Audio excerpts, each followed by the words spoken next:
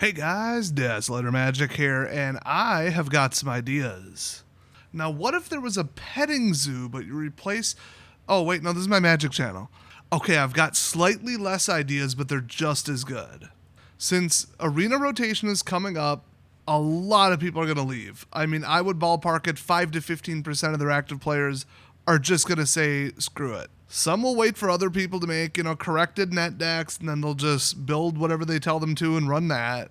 Some people just want to play the game, they find a deck they kind of like and they copy it because they're not deck builders. That's fine, but people who obsess over, I have to run the number one most broken tier 1 deck possible because I have to win because winning at Magic is my entire personality, that's what we call a net decker. They are very problematic in the community. They just kind of ruin everything. Well, there's not much you can do about them except I have an idea.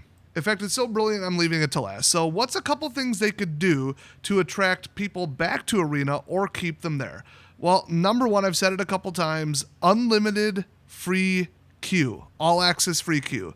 Phantom draft, phantom sealed, latest block constructed, old block constructed. You don't get to keep anything, but you get the daily wins, so you can get a couple packs. And think about it, new players will be like, oh, I can just zero risk, jump on, get some dailies, and try it out, try out the mechanics. No pressure, no ranking, and I don't have to just throw $100 at it to build the deck and see if I even enjoy playing the deck or the game. If you jump in with one of the free decks you get for signing up for an account, you're going to get destroyed. There's more tier 1 decks in the Bronze League and unranked than there are in Diamond. I think people get to Diamond and Mythic and they can no longer compete, so they just go to unranked and ruin everybody's day there. What a terrible, terrible first time experience to expect anybody to tolerate that and keep playing the game. And they need to replace players that leave the game with new players. Now here's the thing, the first one's always free. Oh, you're playing the junior edition, the old, go back to the 90s, shareware. You get the demo, you pay for the rego key, you put it in, you get the full game. Try it before you buy it, the 30-day free trial or whatever. This is, hey, you want to try Magic the Gathering? You get the light edition. No pressure, full client. You can do whatever you want. You get full earnings. You're just not allowed out of the little cage we put you in unless you want to start getting into Standard. So, what happens to Standard players back in the day? Like in 2012 through 2017? You would eventually try Commander or Modern. It's like, oh, I've been playing for a year or two. I'm pretty good. I'm pretty competitive. Standard rotates, but it's, not that different every quarter. Some of these older cards look cool. My friends are playing this. I'm going to move on to the bigger one while also keeping my foot in the door in Standard. Yeah, things were real nice back then until they ruined it. And drafting, once you get a couple wins in draft, you think you're indestructible. You're like, I'm going to go draft something else. I want to draft for, real rewards. I want to risk some coins to win some gems. Or risk some gems to get more gems. Even just, wow, I've been accumulating all these coins and I have nothing to spend it on except for cosmetics. And I've got all these wild cards from opening free packs. They're going to get into Standard Constructed or bigger draft eventually. You just gotta have that free tier. You gotta draw them in. But they're so greedy they can't see past their own greed. No, we can't let people play for free or that's all they'll do. Yeah, if they're ultra casual, nobody could play the same stupid thing every single day, 2 hours a day for 30 days, okay? That ain't a thing. Let alone 3 months if they follow new major set releases. Plus a new set comes out, it's all hyped up, they see it on the crawl, and they can't play it because they're stuck on the free zone because they're just, I'm never going to throw money at this game. Nobody stays that way forever. They move up or they quit. It is inconceivable that the game is so unfriendly, greedy, and unapproachable from the get-go, and they don't have a drag you along thing like every other modern million-plus player mobile game. Those are successful for a reason, and they're modeled very similarly to them. They need to do what they do. So what's the next thing they could do? All right, this one's real simple. Let me set 3 cards that I never want to play against. In fact, make me earn it or sell it to me. I could either earn it by getting to the Platinum League or higher, and then I can make a selection banning them from my own matchmaking, or you could skip the wait and just buy the ban slots from the store. They would have $1 billion overnight. Now see, here's why this wouldn't work. Just play Red Rush, and then the 3 major cheapest black kill spells, ban them. These are the 3 tier 1 decks that can beat my tier 1 deck. Here's the card that they absolutely rely on.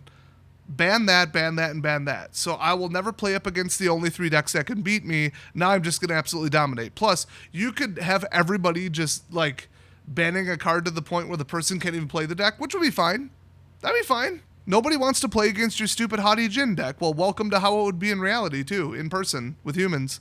So there are some flaws with it, but you tell me that you're not like, oh my gosh, I would play the hell out of Arena if I could just ban this, and this. Liliana, Phyrexian Obliterator, and the Red Furnace. There you go. It would force creativity, deck diversity. I think people could just build around it, and it's not perfect, but the idea is sound. Maybe a little more work on it, but I think it's worth looking into. Next up, they need surprise loot box mechanics. I know, hold on, don't close the video. I say so because they work. I'm not trying to like get kids addicted to gambling and crap. But every time you win, you get the normal reward, but then you get to spin a wheel, and then you could get triple the reward. But it's like a 1 in 3 on that. So 1 in 9, you get double or triple the coins, which who cares? Or like Mastery Past XP or something. They found that people get most satisfied not when something is automatic and they see it coming, no matter how good it is. They get more happiness and satisfaction from it when it was random and unexpected. So they could be like, here's your 500 XP and your 300 gold coins for your win today. Wait a minute. 1 in 3 shot, you just triggered the reroll. Spin the wheel for a multiplier. And like half the wheel is 1x and a quarter of it is double and a quarter of it is triple. There you go. Just something dumb and fun and meaningless like that. Not like, hey, pay me $1, open another thing, and shoot for the 1% rare. Nothing like that. Just a fun little variance. A fun little interesting random event. Or like once you get an achievement, like kill 25 of your opponent's creatures, like they always have like 1 to 3 achievements going. Once in a while, it'll like kind of shake and then explode into 1.5x what you were normally going to get. Oh my gosh. Or you can like roll a random thing where you could say, well, you're not risking the original amount, but if you kill 10 more creatures in the next 3 games, or before the end of the day or something like that, so people don't just play like gimmicky, weird, like it's nothing but kill spells with no win con, But like if you do that, we'll double your reward. That would be really cool and actually fun. Now you got to balance it with, like I said, like immediately when I come up with an idea, what's the worst that could happen? What's the downside? What would people do to exploit it? What would people do to game and like speed, efficiency, min-max the system? And it would be, no win con, all kills. Oh, I got to get 10 more kills in the next 1 game or something? Okay, well, they'll just run 40 kill spells. Or like early forfeiting until they get an optimized match. You can't like encourage people to do something too far off the beaten path, but there's room for a true, actual surprise mechanic somewhere in the game. Next up, 1-to-1 parity or something darn close to it. You open a pack in real life, you get a code, you put it in a line, you get the pack online, just like Pokemon does. Yeah, people just end up selling them and it diffuses it and whatever, but it adds inherent value without you having to actually design good cards. So like if 10% of the value of any given set when you open a full booster box is the 36 or whatever cards, and people could just clear them, liquidate them on eBay, static price, then guess what? The rest of the cards are 10% cheaper. When they put in Masterpieces in BFZ, mathematically, they were worth 19% of the cost of the set. So they effectively made the rest of the cards collectively about 19% less expensive. So people could afford to play the game while also inflating the value of a pack. Affordable singles while giving someone value for a thing while encouraging them strongly because of like sunk cost, I wouldn't say fallacy, but sunk cost fact, that they've got, a bunch of free cards for free stuff on a thing they don't play. Well, I've got so much of them stacking up, I might as well at least redeem them and just play it for a day. And then, hey, this is kind of fun. I'll play it for a week. And like the first part is always free. This is not complicated marketing.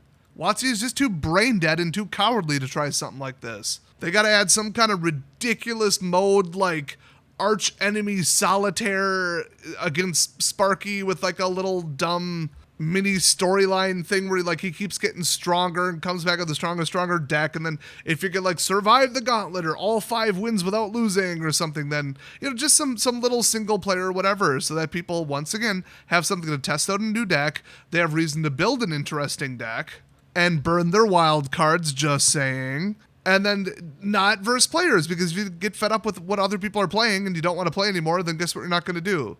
Play anymore. It could be some crazy boss battle thing. It would be so easy to program that in. But they're against fun. Everything has to be manipulation and numbers and cold, boring. You think it's 2010 or something? We've all seen mobile games. We've all seen TCGs. Okay, we know what they're about. It's a stupid, boring, repetitive rat race with no creativity. Speaking of that, the last thing that would help save the game and really entice people in post-rotation because they're going to need it, put the dang gems on sale for the first time in the last 6 years. As far as I remember, and I'm very confident I'm right about this, they have never once put the purchase of gems on sale. Now, if it's once a week or once a month and people can predict it, kind of like eBay bucks, that was the biggest failure I've ever seen. You could always predict when eBay bucks was going to go off, and you would just hold your purchases until then and make all the purchases you were going to make anyway on that day and then get like 11% cash back. Blew up in their faces. They discontinued it. Terrible idea, but eBay is run by morons. Here's how you do something like that correctly. About once a quarter, not tied to President's Day, Flag Day, July 4th, none of that, with zero predictability, drop a 48-hour sale so people can log in, spread it on social media. They see it, they hear about it. Oh, this is like the Steam summer sale, but for gems. If you're ever going to play the game in the next 5 years, because gems never expire, you want to get them for 20% off. Now, then you run into like the Pokemon Go coin loop where you go, hey, I got my tax refund. Hey, they're on sale, which I believe they've also never had a sale on coins. But they have sales on items, so like, okay, I kind of get that. But let's say I got $50 or I just want to throw it at the game because it's some big raid day, or I got money, got a Christmas bonus, whatever. Somebody gave me a Google gift card, who knows? Well, 8,000 coins, I'm never going to blow through that many. So I can be a little fast and loose more than I normally would be, because that's like a mind-blowing amount of coins. Incubators, fashion items. I mean, I just bought 5 things and I still got 7,000 coins left. I am literally never going to go through these. I got the coins for Remote Pass. I got the coins for this. Oh, wow, I'm down to 1,000. Oh, I'm out. Wow, didn't think that would happen. Well, now I'm used to playing that way and living that way and having whatever I want whenever I want. And not telling my friends I have to leave because I'm out of raid passes. You know, I'll load back another 50. It won't go that quick this time. Now imagine that amplified with, oh, they're on sale right now. Because then you don't have to wait for, oh, I got a bonus. Oh, I got money. I got, whatever, birthday money.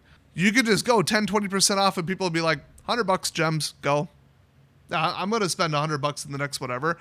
Whatever you think you're losing by marking down the gems, you're going to make up in people saying, oh my gosh, I've got more gems than I'll ever spend in my life. I'm going to draft 3 times as much. Oh, wow, I'm out of gems. Well, now I kind of got used to drafting twice a day. Well, shoot. Okay, I'm going to load up on gems again next time they're on sale. Or, right now, you have to do something like that. It's the load up, overload, and then just fast and loose cycle. I'm sure there's some term for it. Well, then the fourth part is you get used to being able to buy whatever you want, whenever you want. And then the cycle repeats because now you want to keep it going the way it was before.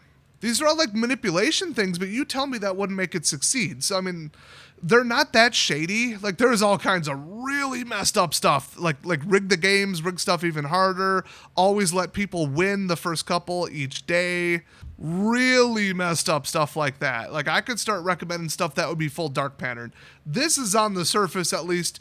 People with a functioning brain, which people who play MTG are a little smarter than average, they would just be like, yeah, I see through it, but that doesn't mean I'm not going to fall for it. And the whales, the addicts, the net deckers, they're going to fall hook, line, and sinker for it. So you might as well do it. So what do you think? I mean, do you have any other ideas that would make Arena actually fun and enjoyable? Because right now it absolutely is not. It's so far from it because of what other people are playing. They get butthurt, they rope you, they time you out. The people don't even show up. You get these weird draws that are, who knows why. The game's been doing that for since it was in beta. And it's just control deck after control deck. And everybody in the top 2 tiers of whatever rank you're in is going to be playing the same 3 decks.